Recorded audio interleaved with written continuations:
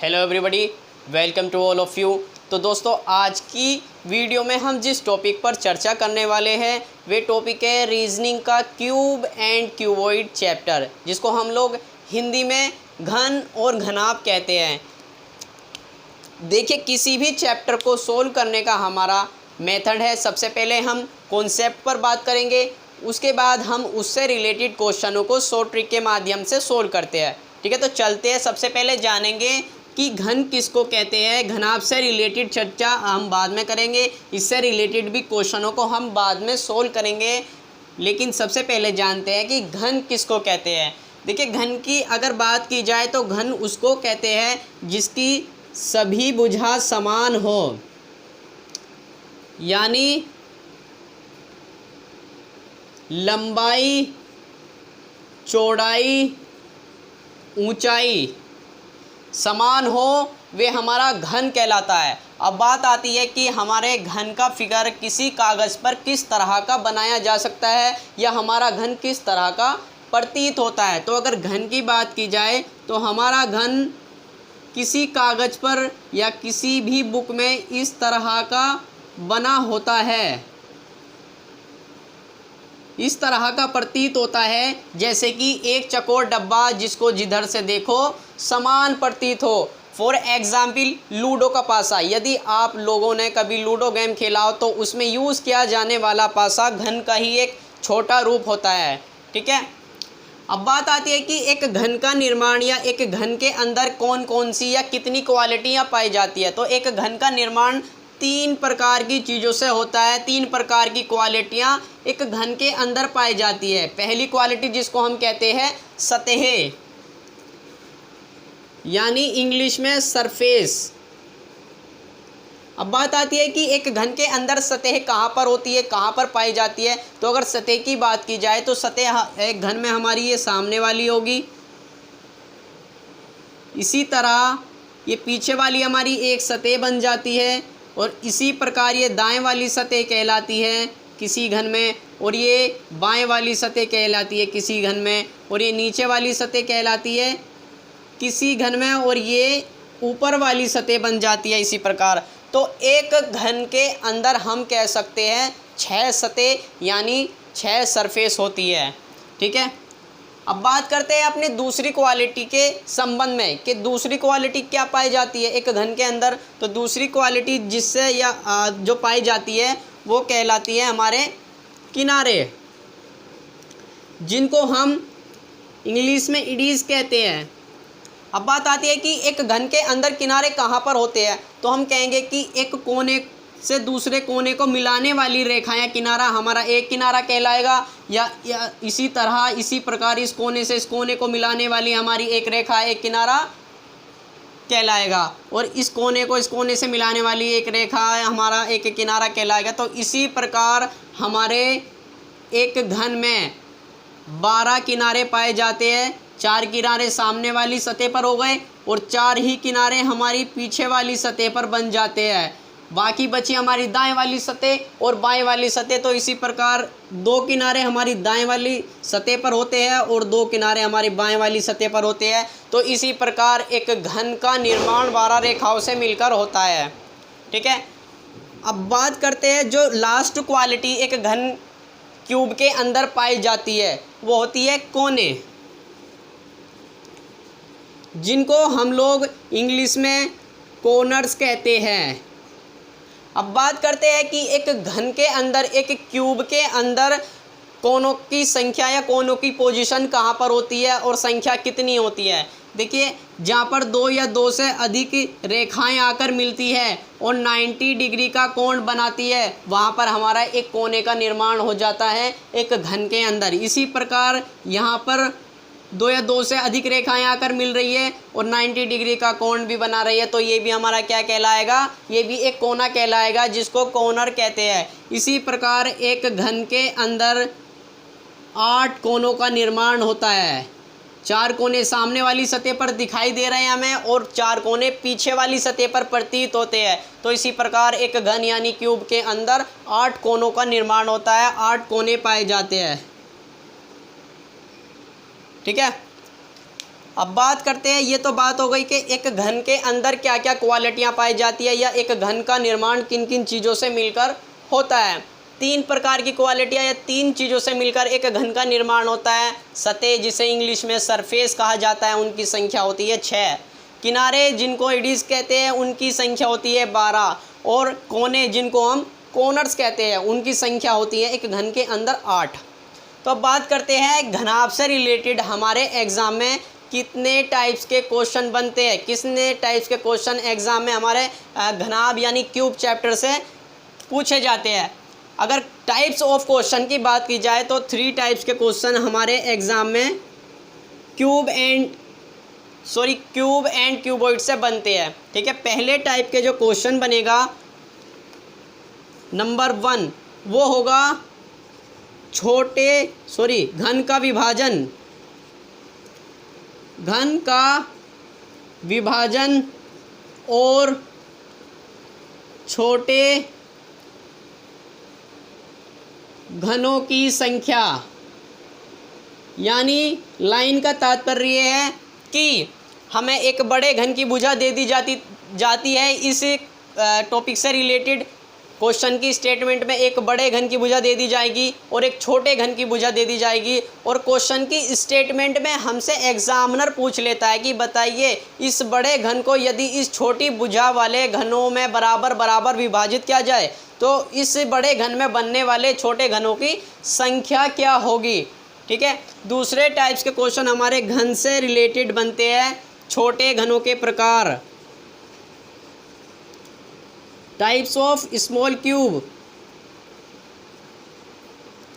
यानी अभी तक हमें फर्स्ट टाइप के क्वेश्चनों में एक बड़े घन की भुजा दे दी जाती थी, एक छोटे घन की भुजा दे दी जाती थी और उस बड़े घन को उस छोटे घन की बराबर बराबर भुजा वाले घनों में विभाजित करना होता था और क्वेश्चन की स्टेटमेंट में हमें बताना होता था कि बताइए इस बड़े घन में बनने वाले छोटे घनों की संख्या क्या होगी।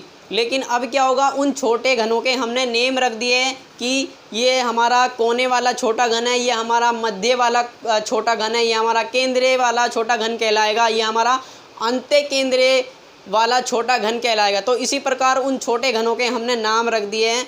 तो छोटे घनों के नाम से रिलेटेड हमारे दूसरे टाइप्स के क्वेश्चन बनते हैं घन में। अब अपने लास्ट टाइप और थर्ड टाइप के बारे में चर्चा करेंगे कि क्या घन से हमारे तीसरे टाइप्स के क्वेश्चन किस प्रकार के बनते हैं। तो तीसरे टाइप्स की क्वेश्चनों की बात की जाए तो घन से रिलेटेड हमारे तीसरे टाइप का क्वेश्चन बनता है घन को रंगना। यानी एक बड़े घन की 6 सतहों को एक या एक से अधिक रंग से रंग दिया जाता है और छोटे छोटे घनों में उसको विभाजित कर दिया जाता है।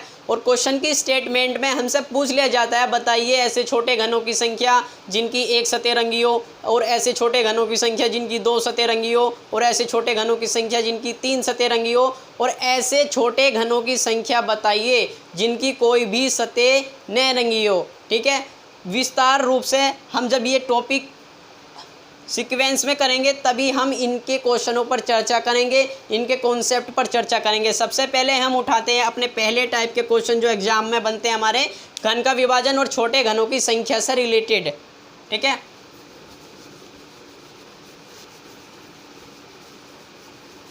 तो फर्स्ट टाइप के हमारे क्वेश्चन बनेंगे घन का विभाजन। लिख देता हूं मैं ताकि याद रहे कि हम किस प्रकार के क्वेश्चनों को सोल्व कर रहे हैं। घन का विभाजन और छोटे घनों की संख्या। ठीक है, फर्स्ट टाइप के क्वेश्चन करने जा रहे हैं हम। ठीक है, हमने क्या कहा, हमारा चैप्टर सोल्व करने का मेथड है सबसे पहले कॉन्सेप्ट पर चर्चा करेंगे और फिर उसके बाद उससे रिलेटेड क्वेश्चनों को शॉर्ट ट्रिक के माध्यम से सोल्व करते हैं।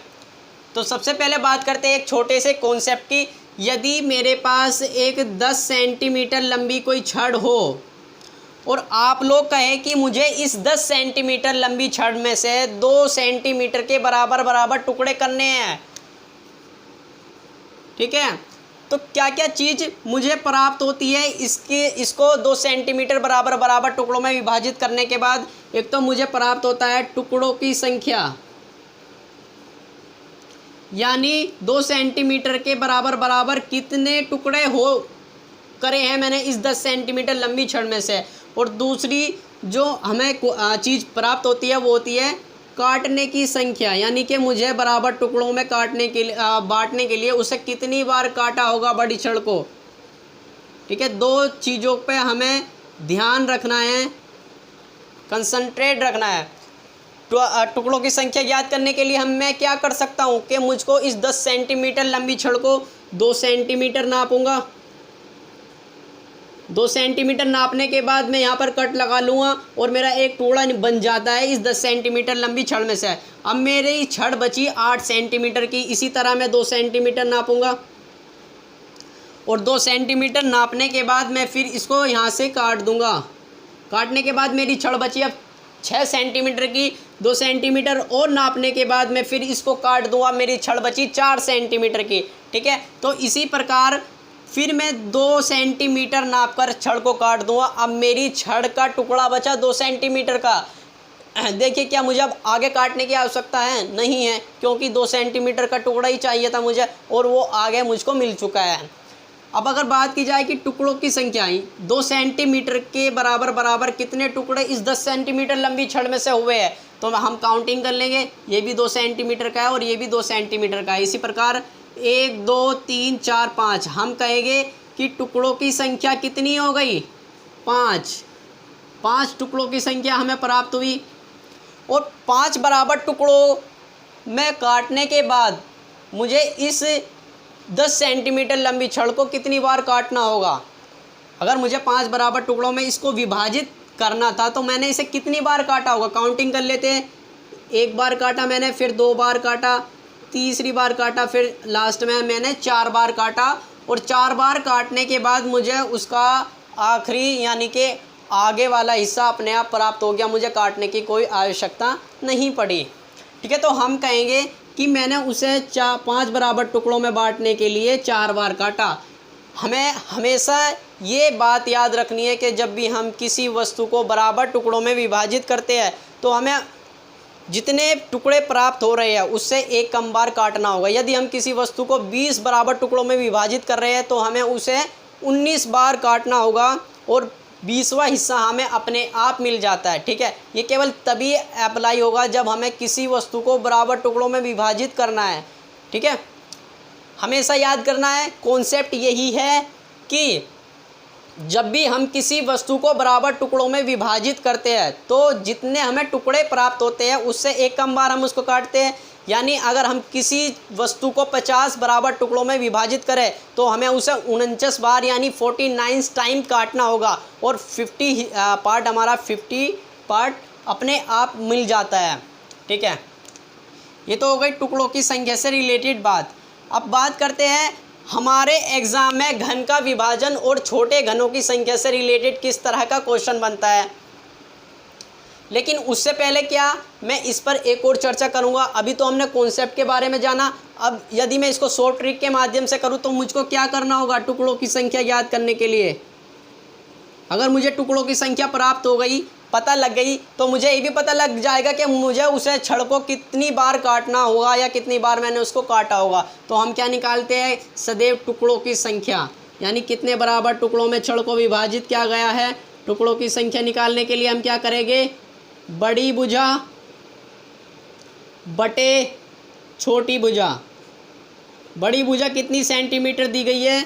10 सेंटीमीटर। और छोटी भुजा में कितनी बताई गई है? 2 सेंटीमीटर। सोल्व करने के बाद जो भी हमें डिजिट प्राप्त होती है वो होती है किसी वस्तु को कितने बराबर टुकड़ों में यानी कि टुकड़ों की संख्या प्राप्त हो जाती है। तो 2 पंजे 10, हम कहेंगे कि 5 बराबर टुकड़ों में हमने 10 सेंटीमीटर लंबी छड़ को विभाजित कर दिया है। 2 सेंटीमीटर के 5 बराबर टुकड़ों में हमने 10 सेंटीमीटर लंबी छड़ को बराबर बराबर टुकड़ों में विभाजित कर दिया है। तो हम क्या निकालते हैं? सदैव टुकड़ों की संख्या बड़ी भुजा बटे छोटी भुजा।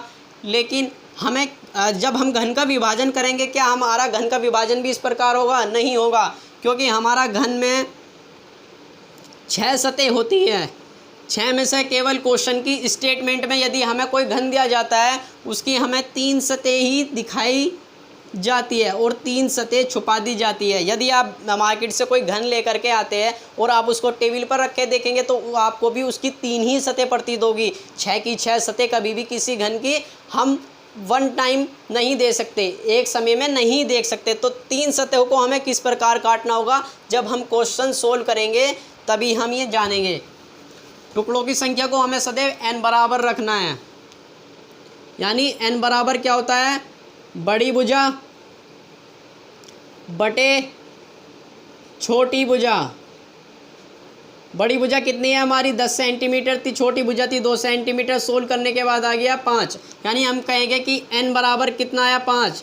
टुकड़ों की संख्या को सदैव क्वेश्चन सोल्व करते टाइम हम n बराबर रखेंगे, यानी n बराबर क्या होता है ये याद रखेंगे। टुकड़ों की संख्या क्या होता है, टुकड़ों की संख्या, ठीक है। अब हमें n किस लिए याद रखना है, देखिए ये जो n है ये पूरे चैप्टरों के क्वेश्चनों को ताले को खोलने की चाबी है। यानी आने वाली ट्रिक्स जो भी हमारे पर जो भी क्वेश्चनों में अप्लाई होगी वो इस n पर ही आधारित होगी, यानी n जरूर दिया जाएगा क्वेश्चनों की ट्रिक में। अब बात करते हैं कि घन का विभाजन और छोटे घनों की संख्या से रिलेटेड हमारे किस तरह की क्वेश्चन की स्टेटमेंट बनेगी। देखिए क्वेश्चन नंबर 1 करने जा रहे हैं हम, घन का विभाजन और छोटे घनों की संख्या से रिलेटेड। तो क्वेश्चन की स्टेटमेंट कुछ इस प्रकार बनेगी, यदि 3 सेंटीमीटर भुजा वाले घन को 1 सेंटीमीटर भुजा वाले छोटे घनों में विभाजित किया जाए तो बताइए बड़े घन में बनने वाले छोटे घनों की संख्या क्या होगी, संख्या क्या होगी। ठीक है, क्वेश्चन की स्टेटमेंट में हमें एक बड़े घन की भुजा दे दी गई है और एक छोटे घन की भुजा हमें बता दी गई है। ठीक है, बड़े घन की भुजा में 3 सेंटीमीटर दी गई है और छोटे घन की भुजा में 1 सेंटीमीटर बता दी गई है। और क्वेश्चन की स्टेटमेंट में हमसे पूछ लिया गया है कि बताइए उस बड़े घन को यदि 1 सेंटीमीटर भुजा वाले छोटे छोटे घनों में बराबर विभाजित किया जाए तो उस बड़े घन में बनने वाले छोटे घनों की संख्या क्या होगी। तो सबसे पहले हमें घन को विभाजित करना आना चाहिए, उसको काटना आना चाहिए। यहाँ पर हमने इस छड़ को सीधा काट दिया क्योंकि सीधी छड़ थी, इसकी कोई भी सतह नहीं थी। लेकिन घन में 6 सतह होती है, किस प्रकार हम उसको काट सकते हैं हमको वो आना चाहिए। तो हमें सबसे पहले किसी घन को काटने के लिए ये पता होना चाहिए कि घन को कितने बराबर टुकड़ों में विभाजित किया जा रहा है, यानी कि टुकड़ों की संख्या हमें प्राप्त होनी चाहिए। टुकड़ों की संख्या कैसे निकालते हैं हम, n बराबर निकालते हैं। n बराबर मानेंगे हम टुकड़ों की संख्या, जो भी हमारी वैल्यू आती है यानी कि टुकड़ों की संख्या को हम n बराबर रखते हैं। n हम कैसे निकालते हैं, बड़े घन की भुजा यानी बड़ी भुजा, जैसे हमने यहाँ पर लिखा था जब हम छड़ का विभाजन कर रहे थे। तो इसी प्रकार बड़े घन की भुजा बटे छोटे घन की भुजा। बड़े घन की भुजा क्वेश्चन की स्टेटमेंट में कितनी दी हुई है, 3 सेंटीमीटर, तो उसका मान रख देंगे 3 सेंटीमीटर। इसी प्रकार छोटे घन की भुजा हमें बताई गई है क्वेश्चन की स्टेटमेंट में कि 1 सेंटीमीटर है। सभी का मान रखने के बाद हम इसको सोल्व करेंगे और जो भी हमें डिजिट प्राप्त होगी वो n बराबर होगी, यानी कि हम कहेंगे कि घन को इतने बराबर टुकड़ों में विभाजित किया जा रहा है या इतने बराबर टुकड़े हमें घन के करने हैं। तो कितनी वैल्यू आई, 3 आई। 1 से जब 3 को काटेंगे तो 3 ही प्राप्त होगा। तो हम कहेंगे कि n बराबर कितना आ गया, 3, यानी कि टुकड़ों की संख्या। घन को 3 बराबर टुकड़ों में हमें विभाजित करना है, लेकिन 3 बराबर टुकड़ों में विभाजित करने के लिए हम घन को कितनी बार काटेंगे? मैंने अभी आपको बताया था कि जब भी हम किसी वस्तु को बराबर टुकड़ों में विभाजित करते हैं तो हम जितने टुकड़े प्राप्त करते हैं उससे एक कम बार हम उसको काटते हैं और आगे वाला टुकड़ा हमें अपने आप मिल जाता है। यानी 3 बराबर टुकड़ों में विभाजित करने के लिए मुझे घन को 2 बार काटना होगा और तीसरा टुकड़ा मुझे अपने आप मिल जाता है। अब बात करते हैं कि किस तरह से हम घन का विभाजन कर सकते हैं। देखिए, घन की जब हमें 3 सतह दी जाती है और 3 सतह घन की छुपी हुई होती है तो हम घन का विभाजन किस प्रकार करते हैं। देखिए, ये छड़ थी, हमने छड़ को तो ऐसे ही विभाजित कर दिया, लेकिन घन को हमें ऐसे विभाजित नहीं करना है। घन को हम एक बार ऐसे विभाजित करते हैं, ठीक है। 3 ओर से विभाजन होता है घन का। एक बार ऐसे काटेंगे, फिर एक बार ऐसे काटेंगे और एक बार ऐसे काटेंगे, यानी कि तीनों ओर से काटेंगे, ठीक है। अब चलते हैं कि किस तरह से हम घन का विभाजन करते हैं। जैसे कि ये हमारा एक घन है, ठीक है, जिसकी भुजा कितनी है 3 सेंटीमीटर बताई गई है क्वेश्चन की स्टेटमेंट में, और हमें इसे 1 सेंटीमीटर के बराबर टुकड़ों में विभाजित करना है। तो हमें सबसे पहले पता लगाना होगा n कितना होगा, यानी कि घन को कितने बराबर टुकड़ों में विभाजित किया जा रहा है। यानी n की वैल्यू आ गई 3। हमें पता लग चुका है कि घन को 3 बराबर टुकड़ों में विभाजित करना है, हमें 3 बराबर टुकड़ों में काटना है। तो 3 बराबर टुकड़ों में विभाजित करने के लिए हम इसको कितनी बार काटेंगे? 2 बार काटेंगे। मैंने अभी आपको बताया कि घन को हम 3 ओर से विभाजित करते हैं। सबसे पहले 3 बराबर टुकड़ों में विभाजित करने के लिए हम उसको 2 बार काटेंगे। सबसे पहले हम ऊपर वाली सतह को लेते हैं, ये 1 टाइम ही काउंटिंग होगा कि हमने एक बार इसको काटा, ठीक है, एक बार काट चुके हैं। फिर हमने दूसरी बार इसको काटा तो तीसरा हिस्सा हमें अपने आप मिल गया। अब हम इसको आगे नहीं काटेंगे। 3 बराबर टुकड़ों में विभाजित करने के लिए हमने उसे 2 बार काट दिया है, तीसरी बार नहीं काटेंगे क्योंकि तीसरा हिस्सा हमें अपने आप मिल गया, हमें कोई काटने की आवश्यकता नहीं पड़ी। अब हम ऊपर वाली सतह को भी कितनी बार काटेंगे? 2 बार काटेंगे। 3 बराबर टुकड़ों में विभाजित करने के लिए किस प्रकार? इस प्रकार काटेंगे, ठीक है। अब हम लास्ट एवं थर्ड बार इसको काटते हैं। 3 बराबर टुकड़ों में विभाजित करने के लिए हम इसको 2 बार काटेंगे और तीसरा हिस्सा हमें अपने आप मिल जाता है। अब हमने 3 सेंटीमीटर भुजा वाले इस बड़े घन का 1 सेंटीमीटर भुजा वाले छोटे छोटे घनों में विभाजन कर दिया है। अब हमें क्या बताना है? हमें बताना है क्वेश्चन की स्टेटमेंट के अकॉर्डिंग कि इस बड़े घन के विभाजन के बाद इसमें बनने वाले 1 सेंटीमीटर के छोटे छोटे घनों की संख्या क्या होगी। अगर आप गौर से देखोगे तो आपको प्रतीत होगा कि एक हमारा छोटा घन बन रहा है इस कोने पर, ठीक है, जिसकी हमें 3 सतह दिख रही है। इसी प्रकार ये हमारा एक घन बन जाता है और इसी प्रकार हमारा ये दूसरा घन छोटा घन बन जाता है और इसी प्रकार ये एक हमारा और छोटा घन बन जाता है। तो इस कॉलम में हमें 3 घन प्राप्त होते हैं, ठीक है, और 3 ही घन हमें यहाँ पर प्राप्त होते हैं, 1 2 3। तो 3 घन हमें यहाँ मिल गए और 3 ही घन हमें यहाँ पर मिल जाते हैं। तो अगर इस सामने वाली कॉलम की बात की जाए कि इस सामने वाली कॉलम में हमें कितने घन मिल चुके हैं, इस सामने वाली कॉलम को हम काउंट कर चुके हैं। तो इसमें बनने वाले घनों की संख्या कितनी मिल गई हमें? 3 + 3 = 9। हम कहेंगे कि सामने वाली कॉलम में तो 9 हो गए। जब हम बराबर भुजा वाले घनों में बड़े घन को विभाजित किए हैं तो पीछे भी उतने ही घन हो गए। पीछे वाली कॉलम में यानी इस वाली कॉलम में 9 ही घन हो गए और उससे पीछे वाली कॉलम में भी 9 ही घन प्राप्त होते हैं।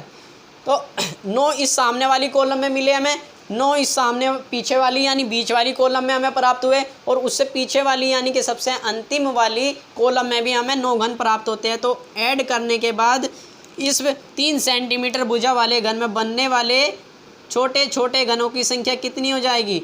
तीनों कॉलम में 9 हमें घन प्राप्त होते हैं। तो 9 9 दूनी 18, 9 3 27। तो हम कहेंगे कि इस 3 सेंटीमीटर भुजा वाले घन में बनने वाले 1 सेंटीमीटर भुजा वाले छोटे छोटे घनों की संख्या 27 होगी। लेकिन हमने क्या कहा था? हमने चैप्टर स्टार्ट करने से पहले आपको ये जानकारी दी थी कि हमारा चैप्टर को सोल्व करने का मेथड है कि सबसे पहले हम कॉन्सेप्ट पर चर्चा करते हैं, उसके बाद उससे रिलेटेड क्वेश्चनों को हम शॉर्ट ट्रिक के माध्यम से सोल्व करते हैं।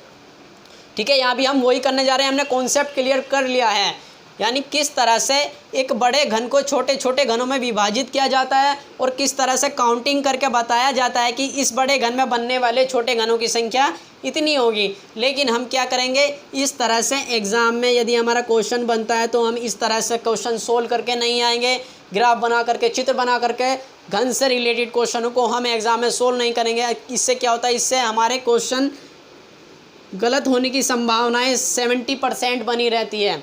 ठीक है, और इस क्वेश्चन को सोल्व करने में, इस तरह से क्वेश्चन को सोल्व करने में हमारा टाइम स्पेंड होता है, लेकिन हमें क्या करना है, टाइम सेव करना है। कंपटीशन का मीनिंग क्या होता है, कंपटीशन का मीनिंग होता है कि आपका जो कंपटीशन का सिलेबस है ये मैटर नहीं करता कि आपको उसमें से कितना आता है, मैटर करता है कि आपको जितना भी आता है उसको आप कम से कम टाइम में कैसे सोल्व कर सकते हैं, यानी उससे रिलेटेड क्वेश्चनों को आप कम से कम टाइम में कैसे सोल्व करते हैं। यानी कंपटीशन एग्ज़ामों में बनने वाले क्वेश्चनों को सोल्व करने का हमारा टाइम निर्धारित होता है 25 से 30 सेकंड्स में।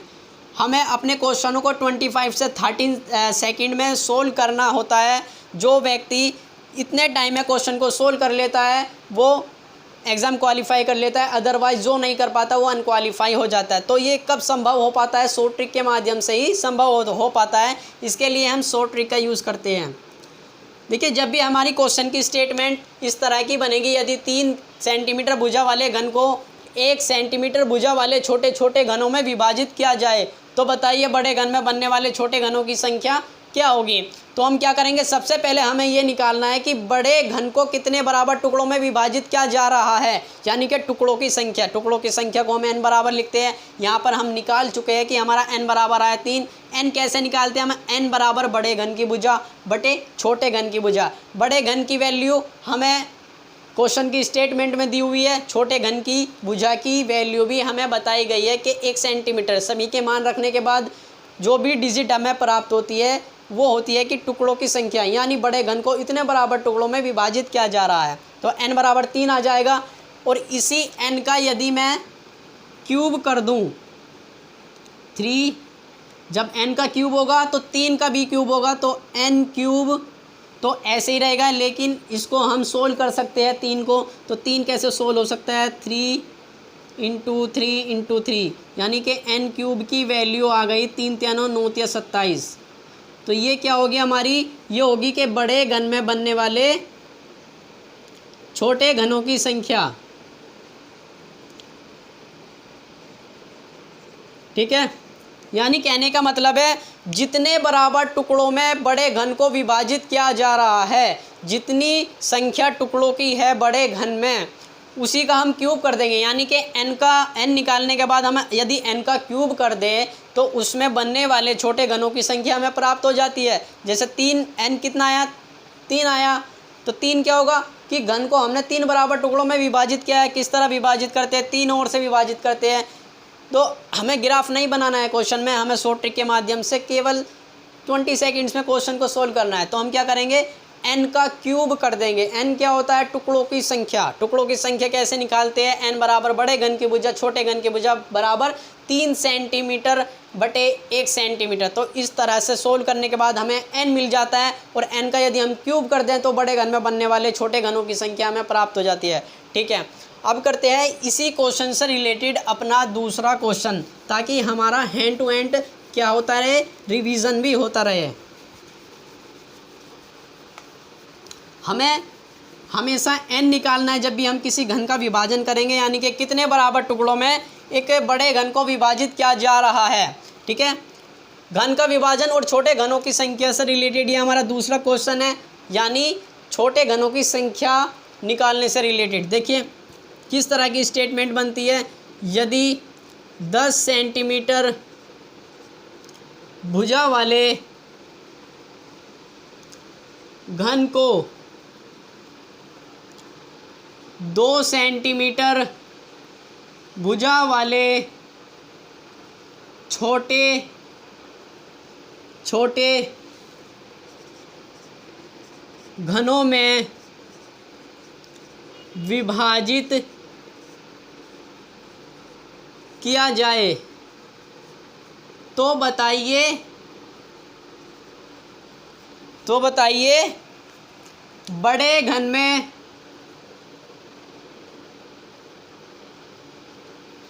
बनने वाले छोटे घनों की संख्या क्या होगी।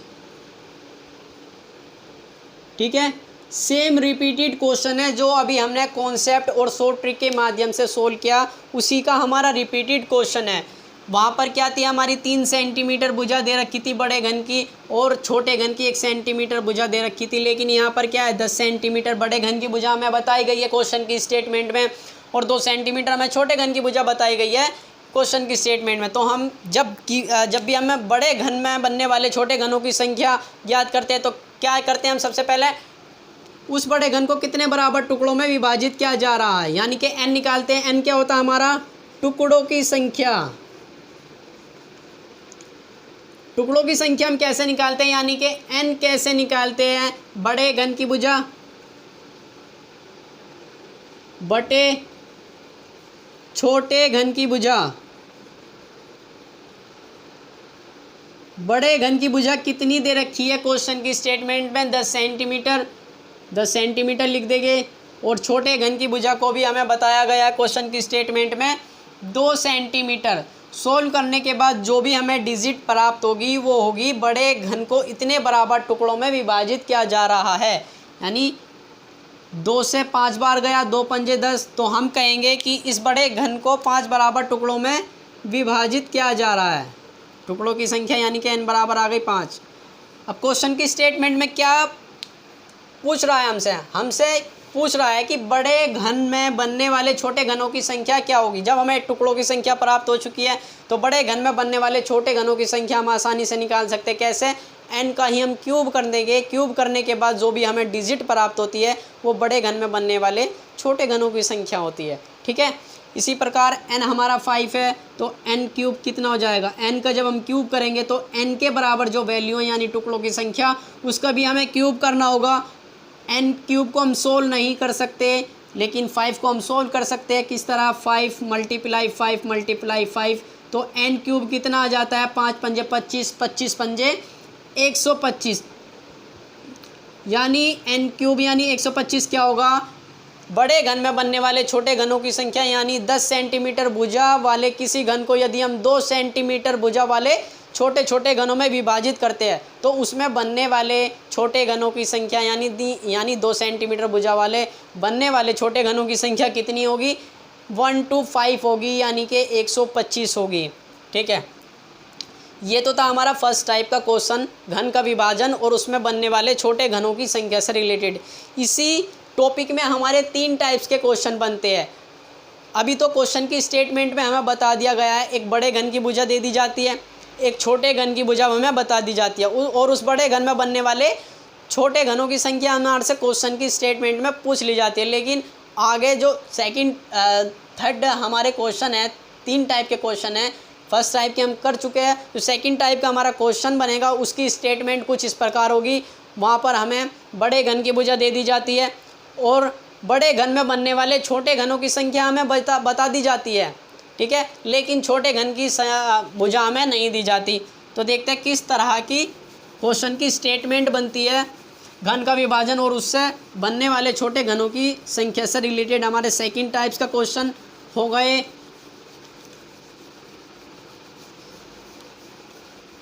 सेकंड टाइप के क्वेश्चन हो गए, स्टेटमेंट हमें कुछ इस तरह दी जाती है। क्वेश्चन नंबर 1, यदि 12 सेंटीमीटर भुजा वाले घन के विभाजन के बाद उसमें बनने वाले छोटे घनों की संख्या 64 हो तो बताइए छोटे घन की भुजा क्या होगी। ठीक है, यानी छोटे घन की भुजा ज्ञात करने के लिए हमसे कहा गया है। अभी तक हमें बड़े घन की भुजा दे दी जाती थी, छोटे घन की भुजा दे दी जाती थी और उस बड़े घन में बनने वाले छोटे घनों की संख्या हमसे पूछ ली जाती थी। लेकिन अब क्या है, क्वेश्चन की स्टेटमेंट चेंज हो चुकी है। उसमें हमें बड़े घन की भुजा दी गई है और उसमें बनने वाले छोटे घनों की संख्या हमें ऑलरेडी बता दी गई है। कितनी है, 64। लेकिन छोटे घन की भुजा हमें नहीं बताई गई है क्वेश्चन की स्टेटमेंट में, वो हमें ज्ञात करनी होगी।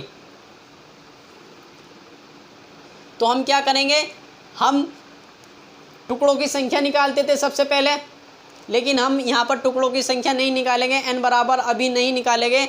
हम ये पता करेंगे कि छोटे घन की भुजा कैसे ज्ञात की जाती है। तो उसकी ट्रिक क्या होती है, देखिए, जब हम छोटे घन की भुजा निकालते हैं तो उसका रूल्स या फॉर्मूला हमारा इस प्रकार बनता है। छोटे घन की भुजा बराबर बड़े घन की भुजा रखते हैं, जो हमें क्वेश्चन की स्टेटमेंट में दी हुई है, और बटे में रखते हैं n। ठीक है, जब भी हमें छोटे घन की भुजा ज्ञात करनी है तो हम इस ट्रिक को याद करेंगे। छोटे घन की भुजा बराबर बड़े घन की भुजा, बटे में रखेंगे n को। ठीक है, अब हम देखेंगे कि क्वेश्चन की स्टेटमेंट में हमें किस किस की वैल्यू दे रखी है। क्या बड़े घन की भुजा की वैल्यू हमें बताई गई है क्वेश्चन की स्टेटमेंट में? हाँ, बताई गई है। कितनी है, 12 सेंटीमीटर है। तो बड़े घन की भुजा की वैल्यू रख दी जाएगी 12 सेंटीमीटर। अब हम चेक करेंगे क्या n की वैल्यू हमें क्वेश्चन की स्टेटमेंट में बताई गई है। तो चेक करने पर हमें पता लगा नहीं, हमें n की वैल्यू क्वेश्चन की स्टेटमेंट में बताई नहीं गई है। और हमें क्या बताई गई है, हमें n क्यूब की वैल्यू बताई गई है। भाई, छोटे घनों की संख्या किसके बराबर होती है, n का क्यूब करने के बाद, यानी कि n क्यूब बराबर 64 आ जाएगा।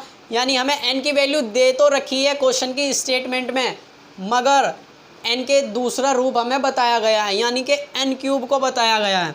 तो n क्यूब को तब जब हम n में कन्वर्ट करेंगे तो हम क्या करेंगे, हम पता लगाएंगे कि 64 किस संख्या का क्यूब है।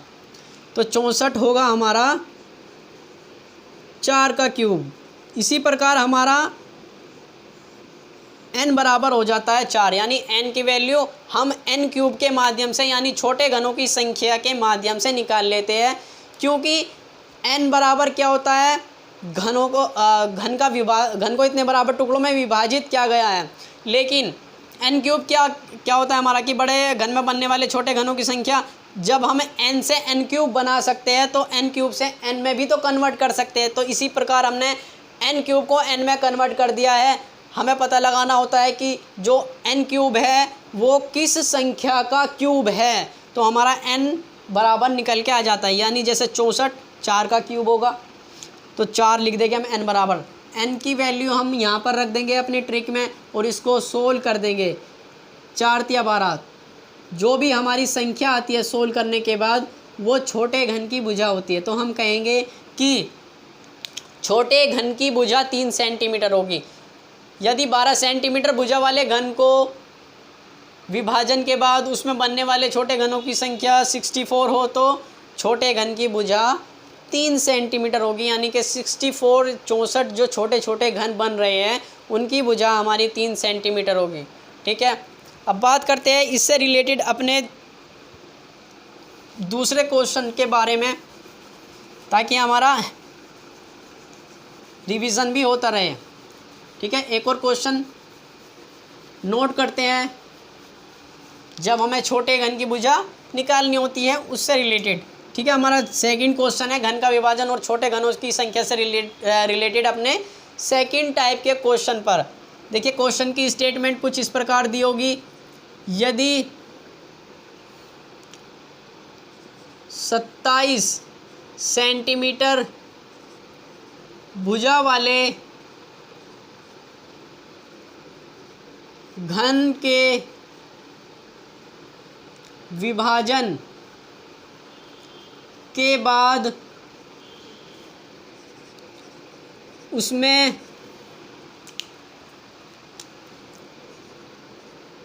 बनने वाले छोटे घनों की संख्या 27 हो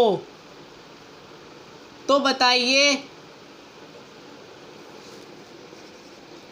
छोटे घन की भुजा क्या होगी। ठीक है, सेम रिपीटेड क्वेश्चन है जो हमने अभी किया, उसी पर आधारित क्वेश्चन है। केवल क्या है, डिजिट चेंज कर दी गई है। वहाँ पर हमें 10 सेंटीमीटर दिया, 12 सेंटीमीटर दिया हुआ था, लेकिन यहाँ पर 27 सेंटीमीटर कर दी गई है बड़े घन की भुजा, और हमें छोटे घन की संख्या 27 बताई गई है। तो हम क्या करेंगे, छोटे घन की भुजा हम कैसे निकालते हैं, हम लिखते हैं छोटे घन की भुजा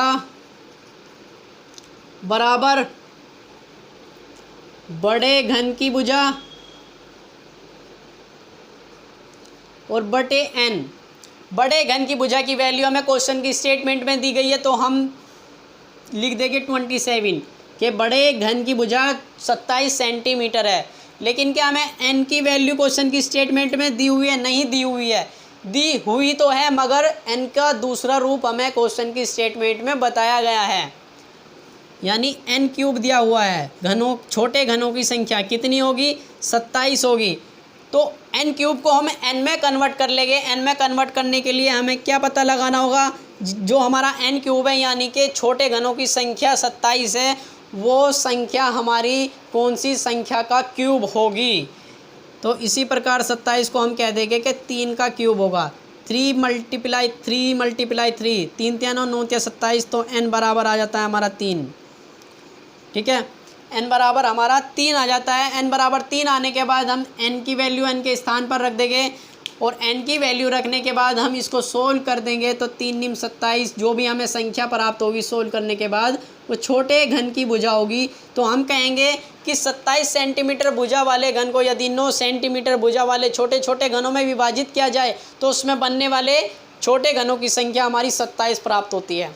ठीक है, अब ये हमारा सेकंड टाइप का क्वेश्चन था, घन का विभाजन और उसमें बनने वाले छोटे घनों की संख्या से रिलेटेड। हमने पहले टाइप का क्वेश्चन पढ़ा, हमें क्वेश्चन की स्टेटमेंट में बता दी जाती है बड़े घन की भुजा, छोटे घन की भुजा, और उसमें बनने वाले छोटे घनों की संख्या हमसे पूछ ली जाती है। लेकिन सेकंड टाइप का जो हमने क्वेश्चन किया उसमें हमें बड़े घन की भुजा दे दी जाती थी और उसमें बनने वाले छोटे घनों की संख्या को हमें बता दिया जाता था, लेकिन हमें छोटे घन की भुजा नहीं दी जाती थी, हमें छोटे घन की भुजा ज्ञात करनी होती थी। अब जो हमारा लास्ट और थर्ड टाइप का क्वेश्चन घन का विभाजन और उसमें बनने वाले छोटे घनों की संख्या से रिलेटेड बनता है, वो कुछ इस प्रकार होगा।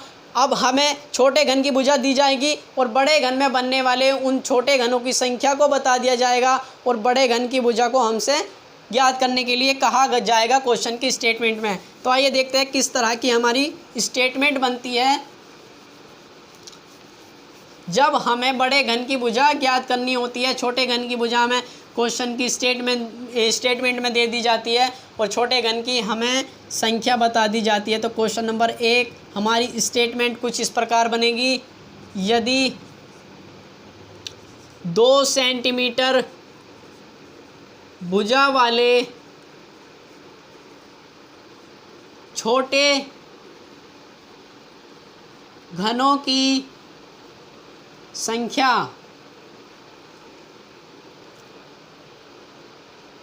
64 हो तो बताइए बड़े घन की भुजा क्या होगी, क्या होगी। ठीक है, यदि 2 सेंटीमीटर भुजा वाले छोटे घनों की संख्या 64 हो तो बताइए बड़े घन की भुजा क्या होगी। या बड़े घन को यदि 2 सेंटीमीटर भुजा वाले छोटे छोटे घनों में विभाजित किया जाए और उसमें बनने वाले छोटे घनों की संख्या में 64 प्राप्त होती है, तो बताइए बड़े घन की भुजा क्या होगी। इस तरह की स्टेटमेंट भी हमारी बन सकती है और बन जाती है। ठीक है, मैंने शॉर्ट में लिख दिया। अब हम क्या करते हैं, हम ये पता लगाते हैं कि बड़े घन की भुजा को हम कैसे ज्ञात कर सकते हैं। देखिए, जिस तरह से हमने छोटे घन की भुजा लिखी थी, छोटे घन की भुजा बराबर क्या रखते थे हम, बड़े घन की भुजा बटे n। ठीक है, हमें ये दो वैल्यू दी होती थी क्वेश्चन की स्टेटमेंट में और हमें छोटे घन की भुजा प्राप्त हो जाती थी। लेकिन अब क्या है, हमें ये वाली और ये वाली वैल्यू दी हुई है, छोटे घन की भुजा बताई गई है और n का हमें दूसरा रूप दिया गया है n क्यूब। तो n क्यूब को हम n में कन्वर्ट कर लेंगे, लेकिन बड़े घन की भुजा हमें नहीं दी गई है, उसको हमें ज्ञात करना होगा। तो छोटे घन की भुजा से ही हमारी ट्रिक बन जाती है। जिस तरह हम छोटे घन की भुजा ज्ञात करते हैं, छोटे घन की भुजा हम इस ट्रिक से ज्ञात करते हैं, छोटे घन की भुजा बराबर बड़े घन की भुजा बटे में n। तो अब क्या करेंगे, जब ये n यहाँ पर कहाँ है, भाग में है, तो यदि ये बराबर से इधर जाएगा तो ये कहाँ पर आ जाएगा, ये मल्टीप्लाई में आ जाएगा, कुछ इस तरह आ जाएगा, n मल्टीप्लाई छोटे घन की भुजा बराबर बड़े घन की भुजा। ठीक है, यदि इन दोनों की वैल्यू हम रख दें यहाँ पर, तो सोल्व करने के बाद जो भी डिजिट हमें प्राप्त होती है वो होगी बड़े घन की भुजा। ठीक है, छोटे घन की भुजा की ट्रिक से ही मैंने बड़े घन की भुजा को ज्ञात करने की ट्रिक बना दी गई है। जब ये हमारा n होगा यहाँ पर, तो n को बराबर से इधर पहुँचाएंगे, जब n यहाँ पर भाग में है तो यहाँ पर मल्टीप्लाई में होगा, और यदि यहाँ पर ये मल्टीप्लाई में होता तो ये यहाँ पर भाग में होगा। इसी तरह जब हमें छोटे घन की भुजा निकालनी होगी तो हम क्या करेंगे, इसे n को यहाँ पर भेज देंगे, क्योंकि हमें क्या क्वेश्चन की स्टेटमेंट में जो जो वैल्यू दी हुई है उन्हीं के आधार पर तो सोल्व करना है, पता लगाना है बड़े घन की भुजा। ठीक है, तो बड़े घन की भुजा ज्ञात करने की हमारी ट्रिक क्या बनती है, बड़े घन की भुजा बराबर छोटे घन की भुजा बराबर मल्टीप्लाई n। ठीक है, बड़े घन की भुजा बराबर छोटे घन की भुजा मल्टीप्लाई n, दोनों सेम है, लेकिन क्या है, पोजीशन इधर से उधर है। यदि हम इसको सोल्व करते हैं तो इसका मान हमें पता लग जाता है बड़े घन की भुजा का। इसी तरह हम यहाँ पर इसको सोल्व कर देंगे तो बड़े घन की भुजा का मान हमें पता लग जाता है। तो छोटे घन की भुजा में क्वेश्चन की स्टेटमेंट में बताई गई है कितनी, 2 सेंटीमीटर, उसका मान रख देंगे। इसी प्रकार n का मान रख देंगे। n का मान हमें क्वेश्चन की स्टेटमेंट में नहीं दिया गया है, लेकिन n का दूसरा रूप हमें बताया गया है n क्यूब। n क्यूब को हम n में कन्वर्ट कर लेंगे। n में कन्वर्ट करने के लिए हमें पता होना चाहिए कि n क्यूब बराबर जो भी हमारी डिजिट है वो डिजिट किस डिजिट का क्यूब है, यानी कि वो संख्या किस संख्या का क्यूब है, वही हमारा n बराबर होता है। तो n क्यूब बराबर 4 मल्टीप्लाई 4 कितना हो जाएगा, 4 चौक 16, 16 चौके 64। तो n बराबर कितना जाएगा, इससे ही हट जाएगा, तो n बराबर आ जाता है 4। n क्यूब को n में कन्वर्ट कर लेंगे तो हमें n की वैल्यू पता लग जाती है। n की वैल्यू पता लगने पर n का मान रख देंगे और सोल्व करने के बाद जो हमें डिजिट प्राप्त होगी वो होगी बड़े घन की भुजा, यानी 4 दूनी 8 सेंटीमीटर। तो हम कहेंगे कि 8 सेंटीमीटर भुजा वाले किसी बड़े घन को यदि 2 सेंटीमीटर भुजा वाले छोटे छोटे घनों में विभाजित किया जाए तो उसमें बनने वाले छोटे घनों की संख्या 64 होगी। ठीक है, इसी पर आधारित एक और क्वेश्चन कर लेते हैं ताकि हमारा हैंड टू हैंड रिवीजन होता रहे। तो किस तरह निकालनी है बड़े घन की भुजा, बड़े घन की भुजा को हम छोटे घन की भुजा की ट्रिक से ही निकाल सकते हैं। बस हमें एक ही ट्रिक याद रखनी है, छोटे घन की भुजा अगर हमें निकालनी है तो हमें 2 वैल्यू दी होगी क्वेश्चन की स्टेटमेंट में, बड़े घन की भुजा और n। यदि हमें बड़े घन की भुजा निकालनी है तो क्वेश्चन की स्टेटमेंट में 2 वैल्यू दी होगी छोटे घन की भुजा और n। ठीक है, किस तरह से कहाँ पर वैल्यू रखनी है वो मैंने बता दिया। सेकंड टाइप का क्वेश्चन करते हैं हम इसी पर आधारित। देखिए किस तरह की स्टेटमेंट बनती है हमारी। स्टेटमेंट कुछ इस प्रकार बनेगी, यदि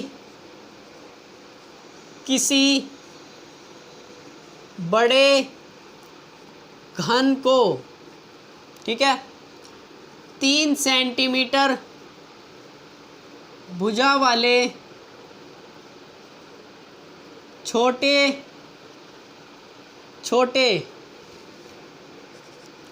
घनों में विभाजित किया जाए तो बताइए बड़े घन की भुजा क्या होगी। ठीक है, रिपीटेड क्वेश्चन है जो हमने अभी किया, केवल डिजिट चेंज है हमारी।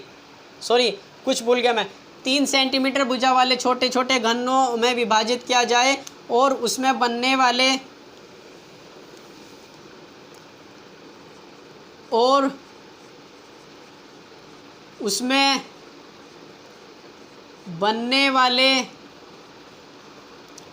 छोटे घनों स्मॉल्स क्यूब की संख्या 1000 है, तो बड़े घन की भुजा क्या होगी। ठीक है, बड़े घन की भुजा ज्ञात करने के लिए कहा गया है। एक बार दोबारा रिपीट कर देता हूँ। यदि किसी बड़े घन को 3 सेंटीमीटर भुजा वाले छोटे छोटे घनों में विभाजित किया जाए और उसमें बनने वाले छोटे घनों की संख्या 1000 है, तो बड़े घन की भुजा क्या होगी हमारी। ठीक है, अभी हमने बड़े घन की भुजा ज्ञात करने की ट्रिक सीखी थी। क्या होती है बड़े घन की भुजा।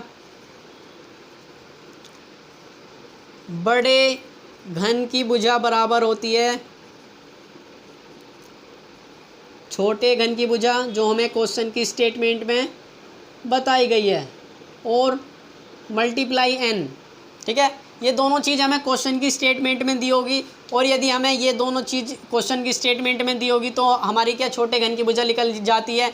और यदि हमें ये दोनों चीज़ें क्वेश्चन की स्टेटमेंट में दी हो, यानी कि छोटे घन की भुजा मल्टीप्लाई n, तो बड़े घन की भुजा निकल जाती है। तो छोटे घन की भुजा हमें कितनी दी गई है क्वेश्चन की स्टेटमेंट में, 3 सेंटीमीटर। छोटे घन की भुजा की जगह हम लिख देंगे 3 सेंटीमीटर। इसी तरह n की वैल्यू देखेंगे कि n की वैल्यू कितनी होगी। क्वेश्चन की स्टेटमेंट में क्या दे रखी है, नहीं दे रखी है n की वैल्यू, लेकिन n का हमें दूसरा रूप बताया गया है, n क्यूब बताया गया है। कितना, 1000। तो n क्यूब को हम n में कन्वर्ट कर लेंगे। n में कन्वर्ट करने के लिए हम क्या करते हैं कि n क्यूब बराबर जो भी हमारी संख्या होती है उसका पता लगाते हैं हम कि वो संख्या किस संख्या का क्यूब है।